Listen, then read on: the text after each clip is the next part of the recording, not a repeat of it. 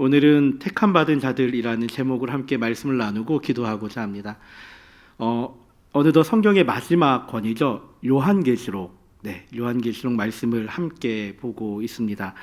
이 성경의 마지막 책으로 요한이 교회들에게 보내는 안타까운 그 마음들이 들어있는 책이기도 하고, 또 한편으로는 앞으로 일어날 일들에 대해서 요한이 사람들에게 기록한, 하나님이 보여주신 그 환상을 기록한 책이 바로 이 요한계시록입니다. 그래서 이 요한계시록을 바라볼 때마다 제가 성경 통독을 강의할 때 또는 성경 통독을 할 때마다 항상 이 부분에 와서 강조하는 이야기가 있습니다.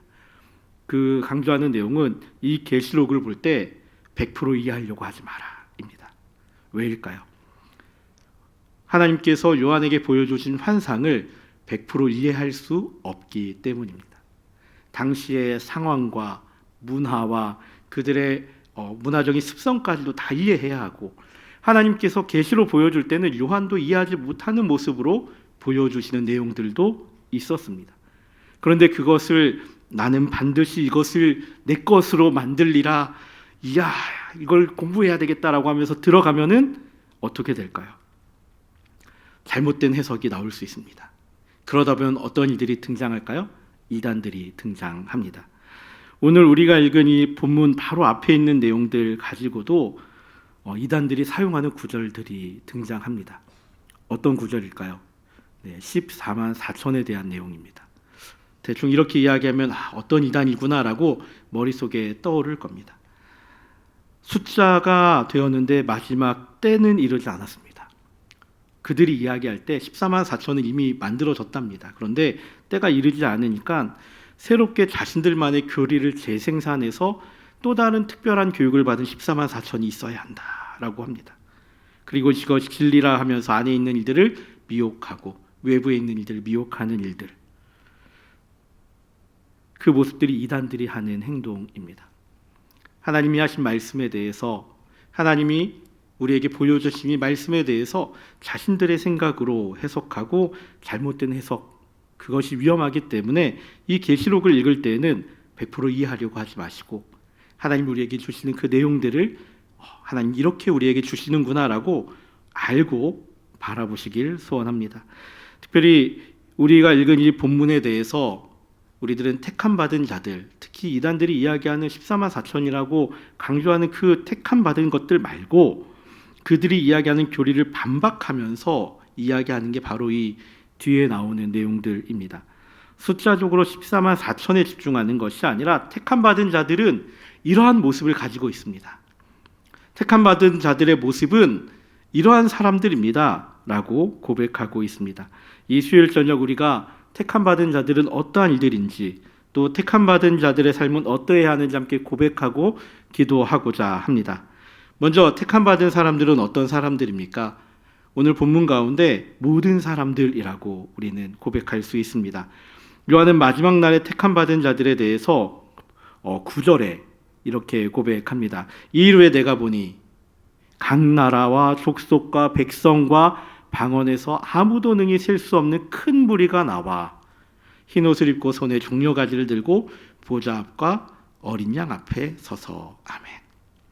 9절에 보면 어떤 사람들이 등장합니까? 이 일 후라니까 14만 4천 명에 대해서 막 설명하고 한 그 이후에 하나님의 택하신 자들을 보는데 그 안에 어떤 일들이 있습니까? 각 나라와 각 족속과 백성과 방언들 가운데서 아무도 능히 셀 수 없는 큰 무리가 나왔다라고 합니다.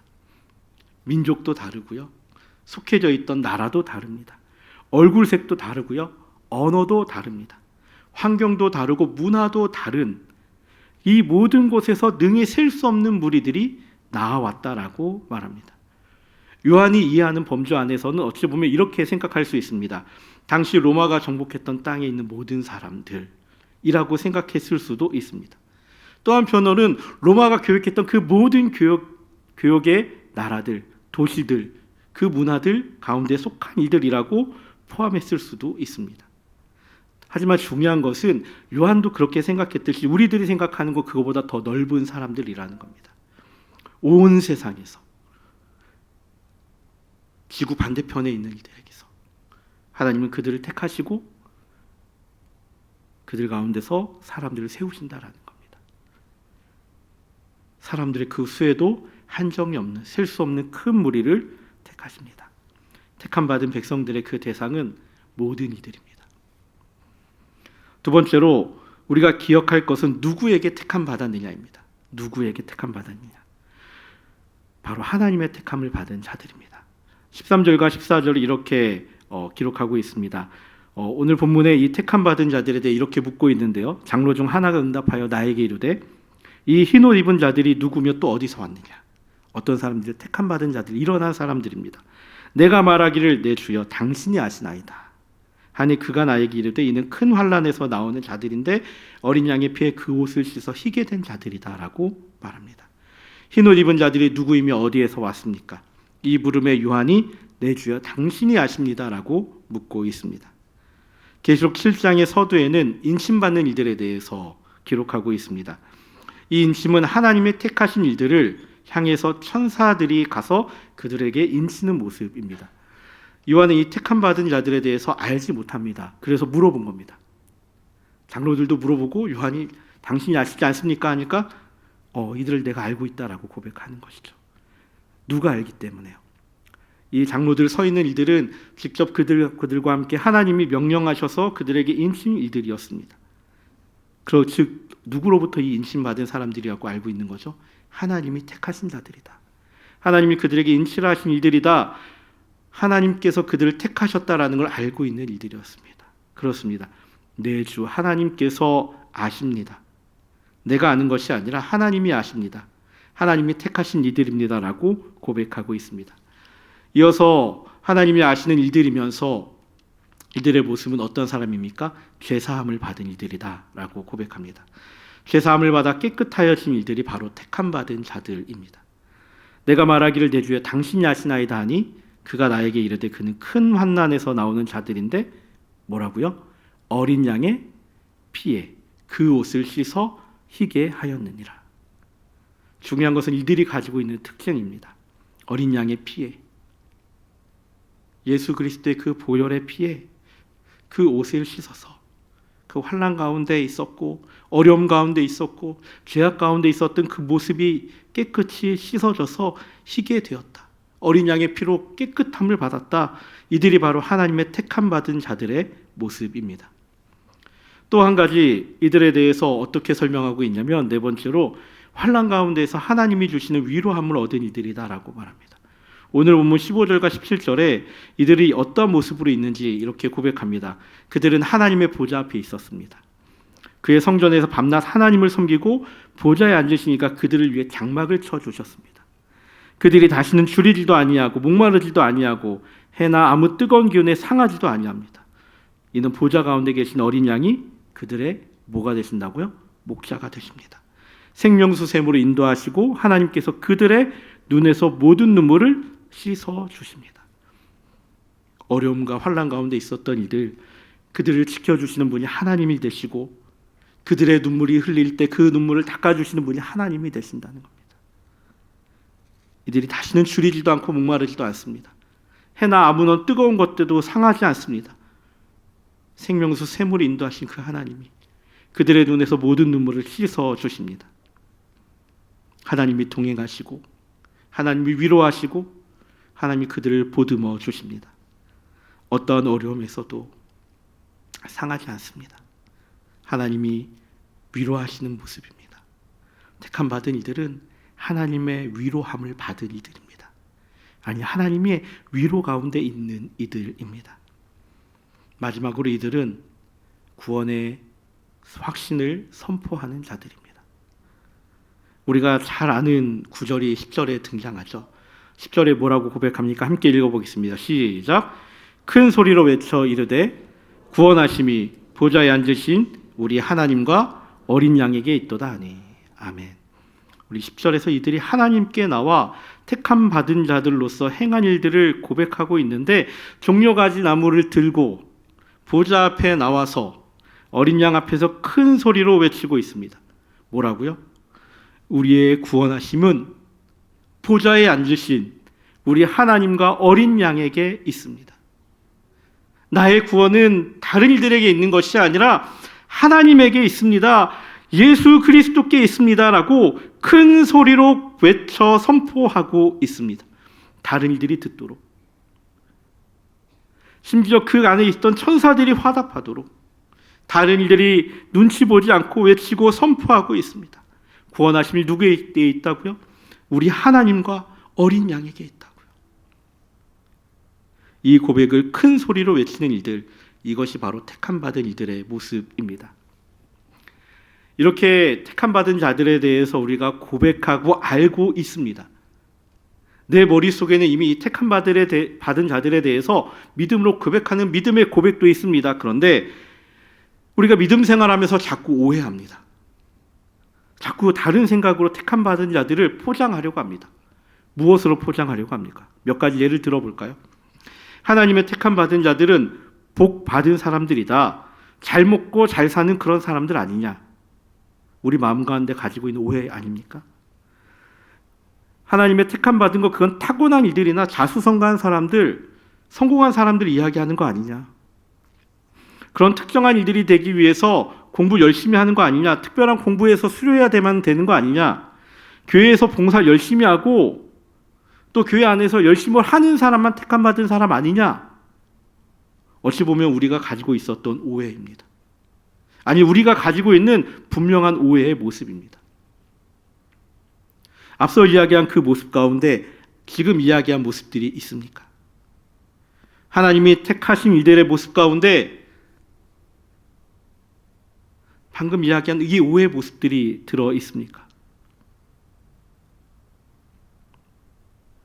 교회에서 열심히 봉사한다고 택함받은 사람이 아닙니다. 자수성가해서 부자여서 택함받은 사람이 아닙니다. 특정한 양육을 수료하거나 해서 공부해야만 택함받은 자들이 아닙니다. 우리는 앞서 택함받은 자들의 모습은 어떠하다고 들었습니까? 택함받은 자들은 수없이 많은 사람들 가운데 나오며 하나님의 택함받은 이들입니다. 누가 택했다고요? 하나님이 택하셨다고요. 하나님의 위로를 얻은 자들입니다. 그들은 구원의 확신을 가지고 있고 죄의 사함을 받은 이들입니다. 그 무엇으로도 평가할 수 없습니다. 그 무엇으로도 그들을 바라볼 수 없습니다. 내가 생각하고 있는 잣대로, 내가 가지고 있는 기준으로 택함받은 자들을 평가할 수 없습니다. 그들은 하나님의 택함을 받은 이들이고 그들은 구원받은 이들이며 그들은 죄사함을 받은 이들입니다. 이들이 하는 일은 자신이 놀라운 일들에 대해서, 자신이 경험한 놀라운 일들에 대해서 선포하고 외치는 일을 하는 일들이라는 것입니다. 구원의 확신을 외치고 하나님을 높이는 이들입니다.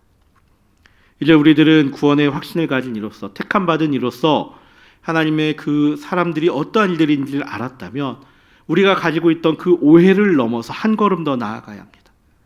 나 스스로에게 한 번 더 물어봐야 합니다. 나는 택함받은 자인가? 내가 혹시 앞서 있었던 그 오해의 모습처럼 택함받은 자를 오해하고 있지는 않았는가? 나는 하나님의 택함받은 자인가? 스스로에게 물어보십시오. 나는 하나님께 택함받은 자입니까? 내가 죄사함 받은 사람입니까? 내가 구원받았다는 확신이 있습니까?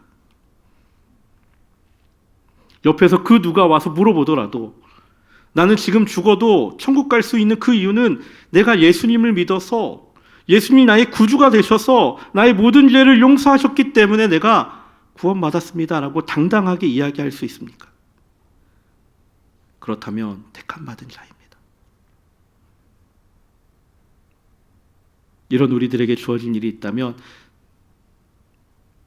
이런 우리들에게 주어진 사명이 있다면 택함받은 자가 했던 그 모습처럼 구원하심이 누구에게 있다고요? 어린 양에게 있다고요. 하나님에게 있습니다라고 어떻게 한다고요? 외치고 선포하는 일에 있습니다. 이 일을 위한 방법은 그리스도의 그 복음을 선포하는 일입니다.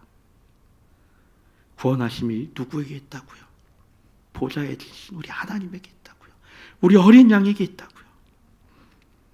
하나님이 택하신 하나님의 택하심과 어린 양이신 예수님의 십자가의 죽음과 부활 가운데 우리의 구원이 있습니다라고 선포하고 외치는 일입니다. 우리 이웃들을 한번 돌아보십시오. 우리 이웃들 가운데 이 고백이 있는 일들이 있습니까? 아니면 없는 일들이 더 많습니까? 내 옆에 있는 이웃들에게, 교회 다닌다라고 하는 이웃들에게 이 고백이 있습니까? 혹시 종교인으로만 머물고 있는 일들이 있지는 않습니까?